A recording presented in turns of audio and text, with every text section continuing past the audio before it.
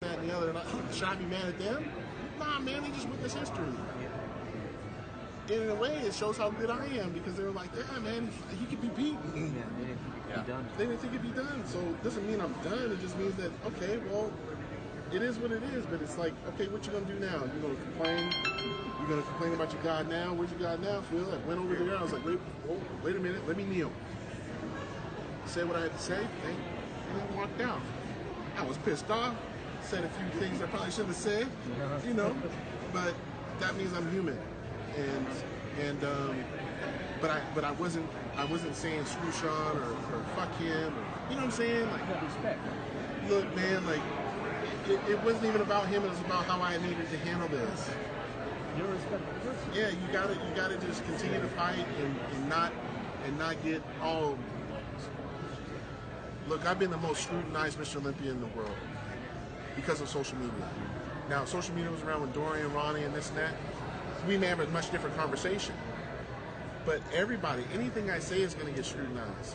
And I've taken that in where but here's the cool part. Like I said in my post last night, whether you love me or hate me, you've been growing with me. Right. And I can appreciate that. People have grown with me. And they're going to continue to do it because they love bodybuilding. I'm a bodybuilder. Of course, they're going to still follow my journey. I know that. But I want you to, and I've always said it, when I'm winning, what do I say? After give a round of applause for these other guys. And just, even if you ain't a fan of Phil Heath, you got to be a fan of bodybuilding. That's what I always tell people, and that's what they got to do right now. So be a fan of the sport, just be a fan. You know, because we need that energy. And yeah, I mean, can I throw some, quick jabs and this and that and be like, yeah, be a fan of him now? Because no, not today. Not today. I don't need to do that. I don't need to do that. I don't need to throw no side jab and let people know I'm coming and this and that. If you know who I am, you probably can figure it out for yourself. Yeah. So it's just one of those things. Like I really truly feel like I had a long maturation. I didn't cry until this morning. Really? Oh man. I didn't cry until this morning. So and it was like, wow, like that really happened. Okay. All right, let it out, this and that. But it wasn't for like losing and stuff. It was just like Just the emotion of it. No, it wasn't that. It was the fact that I was living. Uh-huh. See, sometimes when good things happen, you cry. Sometimes when bad things happen, you cry. But I recognized I was living, and I got this witness. Everybody else living. They were living. I was there when Ronnie lost and people were cheering. And you take it you could easily take this shit personal. Just be like, man, they're cheering against me. It's like, nah, man, they're cheering for somebody else because they're just happy for somebody else. They're just congratulating somebody else. Doesn't mean, and even if they hate your ass, just be happy that they're congratulating somebody. Because we live in this world where like everybody's so effed up already and want to just tear people down. At least for a moment, they were happy for something. Maybe for a moment, they got away from their job or their shitty environment that they don't want to go back to after this weekend. But at least for a moment, they were happy about something. So that's okay, man. It's not like, and I feel like this has made me mature tremendously. So it's a blessing. It's just one of those things. Like I said, it's just I'm just not mad. Dude. Now get me in the gym might be a different story, but at least I have the gym. Yeah, but at least I have the gym and I have the right outlet, but I'm not gonna, you don't go to social media, you don't throw subliminals, I don't need to do that shit. Everybody else did that to me. Yeah. Everybody did that to me. Fans did it to me. Critics did it to me. Critics, former bodybuilders, coming up, shaking my hand, kissing my ass, and then I go on their IG and they talking shit. I've seen it all, man. And it's the heart of man. Like, they can't help themselves. But I ain't gonna be like them. I'm gonna be true to who I am, and I'm gonna give props where I can. I had Bonac and freaking Ramy come up to me last night and tell me like, hey man, you're gonna come back and you're gonna win this again. They're like, we already know. We know you're that good. And to have them both be inspired by what I bring, and they look at me as a big brother, I finally realized, number one, how old I am, and number two, how I've impacted their life. And I never thought I had that responsibility with my competitors, because at the same time, I'm technically taking money off of their plate to feed their family too. And if they feel that I'm someone they still look up to and still get motivated by, there's a hidden lesson with that. I don't think any other body, but I'm not saying that I'm freaking a prophet or anything like that, or a perfect person, but I don't think people think of it that deep. When you beat somebody and stuff, you got bills to pay, you got kids to feed, you got a future to try to develop after bodybuilding is over. And sometimes fans don't realize that, so it is easy to get mad when someone's rooting against you, because they don't realize, like, man, like, you go from $400,000 to $150, which I thought was really $200, because they said in the thing it was $200, but then it was $150. Really? So either I'm owed $50. I'll double check it. I'll Double check that shit. Fact check that Yeah, shit. double check would be nice. Yeah, no, that would be nice. Yeah, I mean, I'll double check. Yeah, you know. But, you know, it's just, it's one of those things you start to realize, like, fans are gonna know because they think your life is perfect. They're like, man, you're living the dream. You're this and that. I got bills to pay. Yeah. I got a future to set. Bodybuilding can take my life. Yeah, It can take my life. I've seen that. We've seen that. So you got to be smart with that. And then you got to be smart and say, well, I'll be 39 in December. I have no children. I want a child. I got to really start planning an exit strategy, which, thank God, after my surgery, that's why I didn't travel this year. Because of my surgery, and I was like, I need to recover, and I need to also start thinking about the future. And I thought I was going to win, and I could kind of push that plan aside after the win. Now I have to speed that process up. And you know, that lets you know that sometimes it's not on your time, it's on God's time. And you just have to stay with it. And I know for a fact everybody's going to want to watch my every move, because they just know that I'm one of the best still. And I still inspire them, even if they don't give two shits. Like, you know, they realize, like, it must be hard to be that good. So I need to teach them to say, hey, look, man, you could have been the best salesman for the last 7 years, and then something happened, and it could be political, it'd be this. So what? Are you gonna just cry and act like a chump, or are you gonna say, well, I can get better? You know? You're getting new fans on this journey too. Well, I saw it happen with Jay, and I saw it happen with Kai. I mean, shit, Kai's ass got more fans because me going at it with him. You know, because they wanted to see, man, shit. You imagine, like, if you would have won, man, that would have been hard. I know. That would have been hard, man. I ain't gonna lie. That would have been a little harder to swallow than this one. Yeah. Because he and I were like, we didn't like each other. But I can say that for all the people that are here, I don't have no problem with that man. You know, it was just some of the most fiercest. It was really all y'all fault. It was really all y'all fault. You know, talking all this shit and getting all excited and, you know, putting us against each other. And Kai looking at me looking at him like, man, your fan said this about me, and then my fan said, wait a minute, that didn't really come from you. Oh, so we're cool? And if you guys notice, it's like, yeah, man, like, you know, people ask me, so what do you think? I'm like, dude, God bless him. He's doing his exit strategy. Right. He don't need to come back. He's doing other things, man. Like, you know what I'm saying? Like, be happy for what he's doing. Because if I do the same thing, I want you to be happy for me. And just enjoy what we had. And I think that's some of the problems that the one maybe critique I would give is that it's not that I don't feel underappreciated. I feel like sometimes you don't get celebrated while you're a champion, but you do, like, after. Yeah.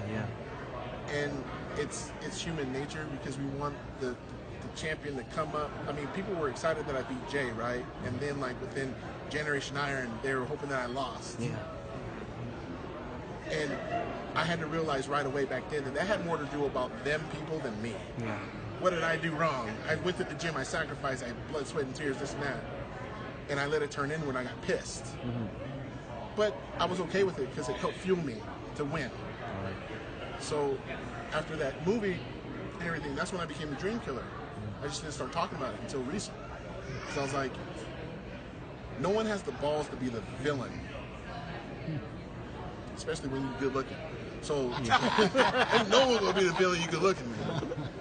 So, you know, I was like, I'll be the hero and the villain. WWE, man, you're the hero one day, you're the villain the next. Yep. And, you know, I took that on. And even Kai admitted it. He's like, you never see that. Yeah. I said, yeah, man, them guys at Generation 9, they made you look like you was broke as hell, this and that. I know. Now I'm living on the high life. I said, dude, you was making money, driving a nice car and this and that. But I was disappointed in the fans for not figuring that out on their own. Right. But, you know, sometimes you can't, you're going to, when you're in life, you're going to be misunderstood. You're going to be misquoted.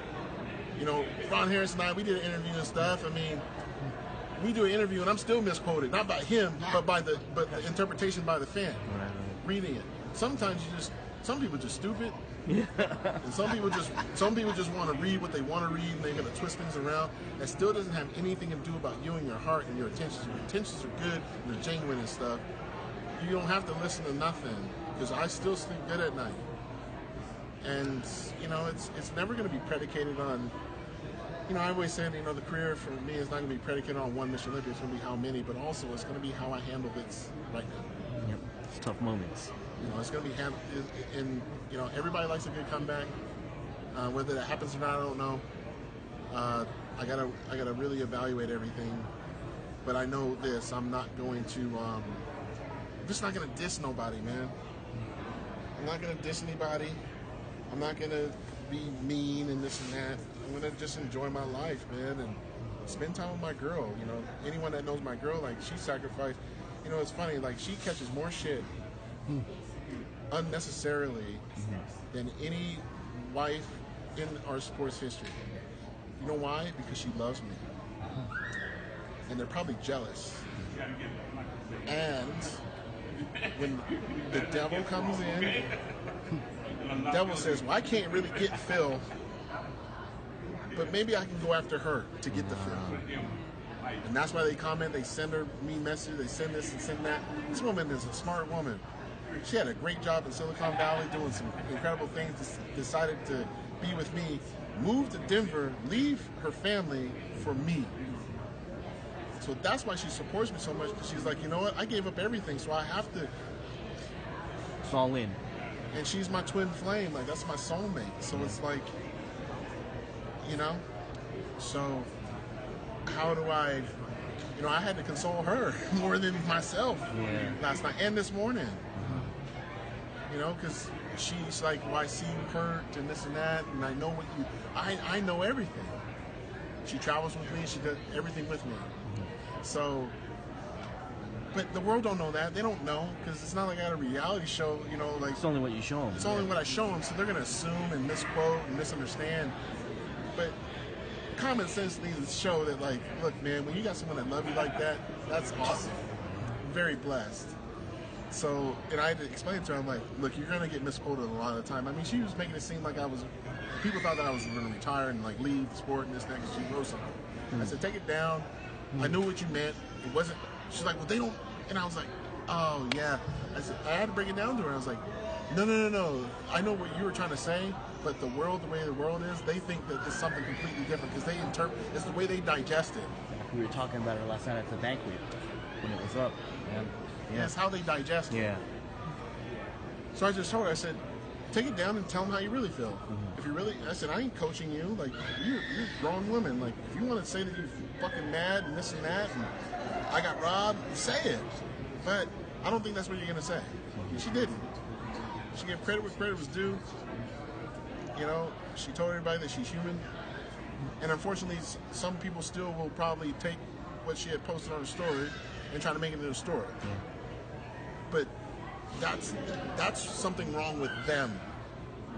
And that shows that they are trying to just clickbait BS and that shows their lack of integrity and this and that and the other. And for their own amusement. Oh, I mean, RX Muscle did it right away. Yeah. Oh, they did it? Right away, they did it. They did it right away. And you know what? They're pissed because I didn't do an interview with them, because Dave Palumbo asked me some very invasive questions that I mean, All right, folks, so we can start some really effed up stuff, man. Like almost racial Really? things, like things that like, you don't want to be asked. Oh man. Like that are irrelevant to trying to win a show. I had to go to Olympia. I was actually, because I did the interview with Ron, and I was like, okay, I'm not with Flex Magazine anymore. I want to give myself to everybody. Right. And people were like, oh yeah, that's great, that's great. And then I'm like, he took advantage of that and really wrote some stuff that, like, I mean, you're asking me about my divorce, you're asking me about like what ethnicity my parents are. What the hell does that have to do with my Olympia status?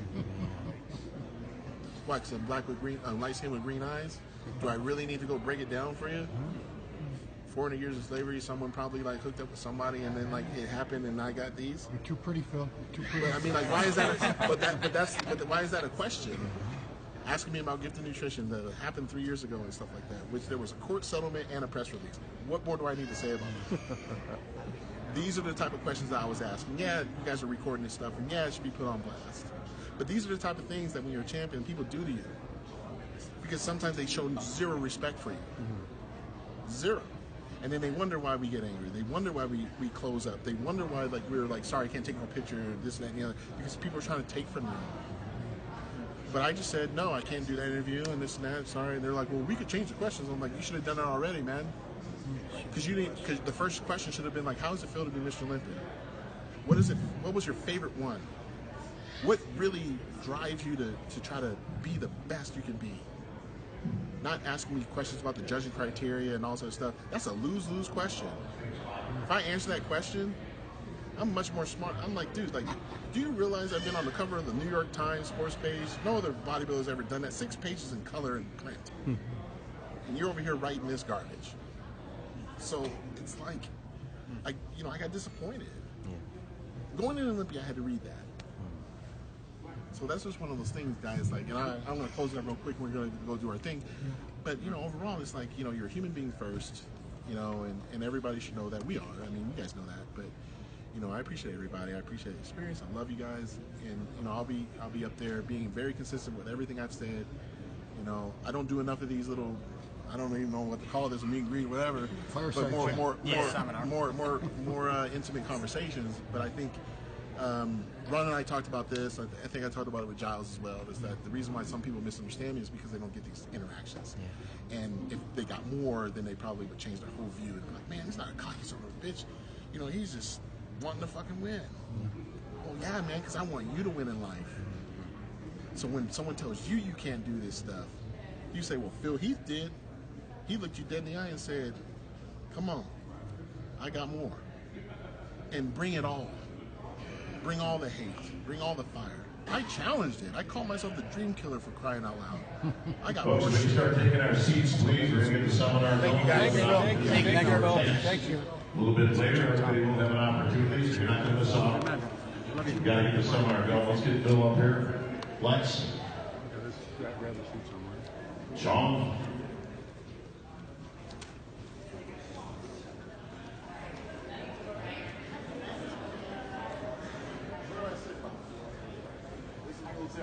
Yeah, I know. You're not drinking water. Is that Brandon? City? It's the city, buddy. You know, Ansley. Hey, what up, Ron? What up? Congratulations, man. Thank you, brother. That's it. It's like you're on the mic almost. No, I'm not on it. That's yours. What up, Ron? Come on.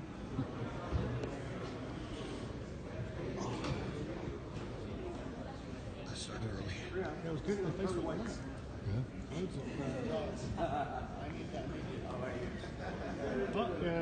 Give me a second, guys. I'm going to plug in a battery.